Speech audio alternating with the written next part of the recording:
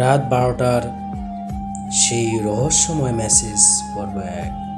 বন্ধুরা, আজ আমি আপনাদের এমন এক রহস্যময় প্রেমের গল্প শোনাতে যাচ্ছি, যে গল্পে আছে ভালোবাসা, ভয় আর এমন এক রহস্য যা শেষ পর্যন্ত না শুনলে আপনি বিশ্বাস করতে পারবেন না।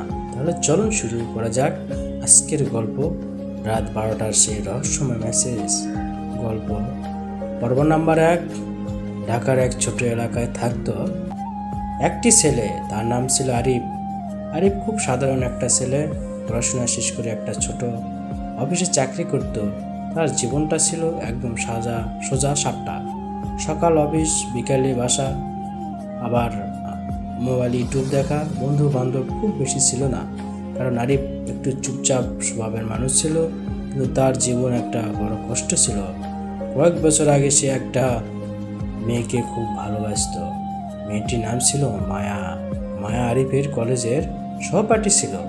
তাদের বন্ধুত্ব ধীরে ধীরে ভালোবাসায় পরিণত হয়েছিল।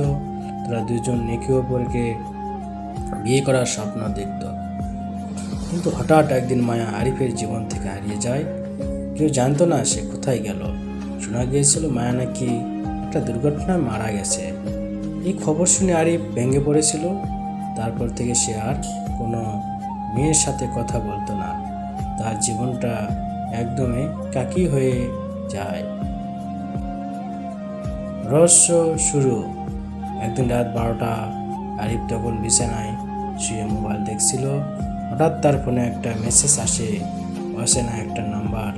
মেসেজ লেখা ছিল, তুমি কি এখনো আমাকে মনে রেখেছ? মেসেজটা দেখে আরিফ অবাক হয়ে যায়। সে ভাবে হয়তো কেউ মজা করছে, তাই সে রিপ্লাই দেয়, আপনি কে? কিছুক্ষণ পরে আবার মেসেজ আসে, যাকে তুমি এক সময় খুব ভালোবাসতে। এই মেসেজ পড়ে আরিফের শরীর কেঁপে ওঠে, কারণ এই কথাটা তাকে শুধু একজনই বলতো, মায়া। কিন্তু এটা কি সম্ভব? মায়া তো অনেক বছর আগে মারা গেছে। আরিফ ভয় পেয়ে যায়। সে আর রিপ্লাই দেয় না।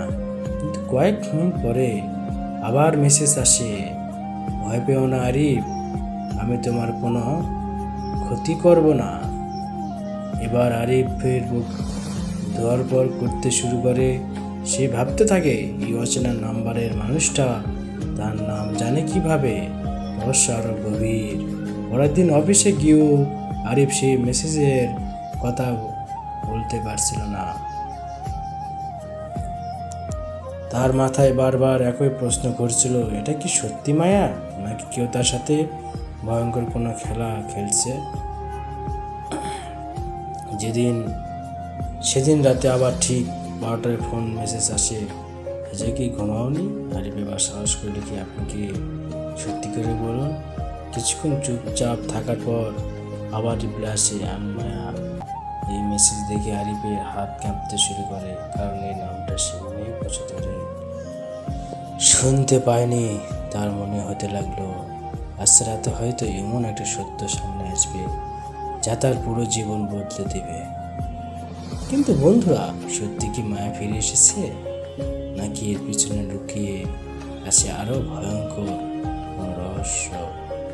এটা রহস্য জানতে হলে দেখতে হবে এই গল্পের দ্বিতীয় পর্ব।